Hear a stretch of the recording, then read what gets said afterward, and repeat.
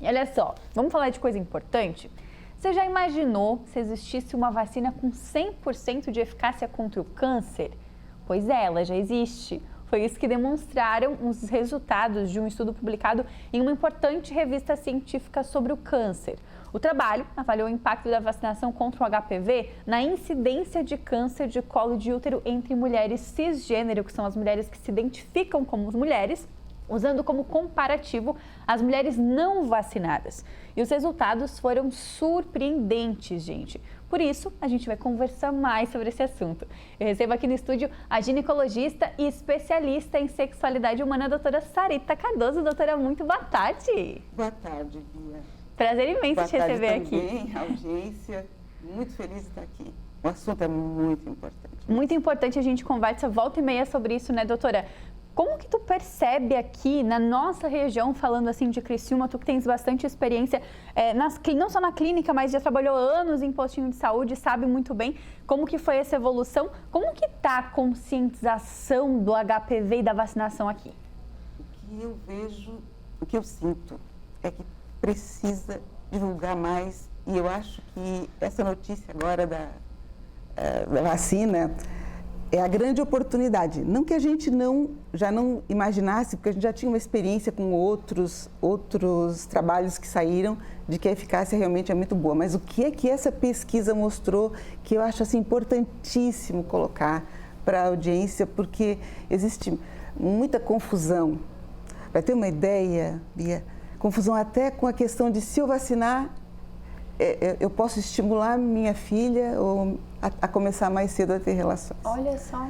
Interessante, né? E até nisso já tem pesquisa. Mas veja bem, o que é que essa pesquisa mostrou, que eu também fiquei muito empolgada, é que as meninas que fizeram a vacina na idade que é estipulado, porque ela realmente pode ser feita depois, mas tem uma idade ideal, que seria as meninas, no caso, dos 9 aos 14 e os meninos dos 11 aos 14. Uhum.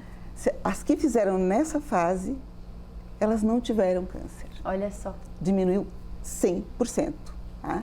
Então, eles pegaram a faixa etária, né, que tudo registrado, esse é o segredo também, né, de ter bons registros, e eles viram isso. Então, aquele medo de que é muito cedo, pode dar problema, é o contrário. Por quê? Porque elas não tiveram contato ainda, e porque a imunidade está melhor naquela faixa etária. Então, assim, eu acho que isso é muito importante para acabar com esse preconceito com vacina. Perfeito. Não é? É o quarto ou o terceiro câncer, dependendo do que a gente considera, né? Tirando o câncer da pele, e mata, e não dá sintoma nenhum. Olha só, importantíssimo, né, doutora? Quando a gente fala ainda sobre isso, e tu comentou essas idades, principalmente para meninas, a gente tem aí uma vacina que ela é ofertada pelo SUS e é gratuita nessa faixa etária, mas que se os pais não sabem, e se a menina não sabe, obviamente, porque é uma criança, depois uma pré-adolescente, não sabe disso e acaba iniciando a vida sexual sem fazer essa vacina, depois tem que pagar, e é cara, né, doutora? Sim, e a eficácia diminui. Olha porque só. Daí já teve o contato. Então, assim, em termos de resposta do governo, eu acho que agora recentemente ampliou para as vítimas de violência sexual. Olha só. Isso foi muito importante. E também os oncológicos, os transplantados vão receber, porque pelas questões de imunidade, eles realmente, se eles têm um HPV que adquiriram, porque tem essa questão, o HPV, a grande maioria elimina. Adquire, elimina, para adquirir de novo, elimina. Por que adquire de novo? Porque a imunidade não é tão eficaz na infecção natural. A vacina, eles pegaram só a superfície do vírus e tornaram ela mais antigênica, como a gente chama. Então, a imunidade dada pela vacina é muito melhor do que a infecção. Olha só. E assim, mais ou menos assim, de uma maneira bem simples, cada 100 pessoas que adquirem, bem grosseiramente, pelo menos 90 eliminam, 90 delas. Então, 90% eliminam nos próximos anos. Mas 10% fica com ele.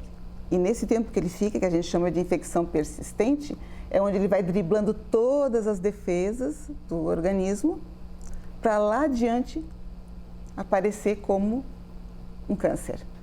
Olha a importância. Então, a importância também, porque algumas mulheres, e a gente nota isso no consultório, elas, a partir da hora que não tem mais atividade sexual, acham que não precisam mais. E justamente elas podem estar portando, né? E o que não vai ter no futuro se as nossas meninas fizerem a vacina. Sim. Doutora, para a gente explicar para quem está nos acompanhando e não sabe o que é o HPV, explica para a gente, porque agora a gente entendeu que ele pode sim resultar nesse câncer de colo de útero, né? Se não for tratado e tudo mais. Mas o que é o HPV? Explica um pouquinho para a gente. Um vírus. Uma coisa bem interessante, talvez as pessoas não saibam, ele é um vírus de pele e é da mesma família da verruga. Olha a verruguinha é aquela comum que a gente tem, aquelas verrugas que dão embaixo do pé, como é? O olho de peixe, é da mesma turma. Só que ele tem a gente chama de tropismo, ele tem uma atração pelo trato genital. Então, a camisinha protege, mas não tanto como poderia, porque é pele com pele que faz adquirir, né?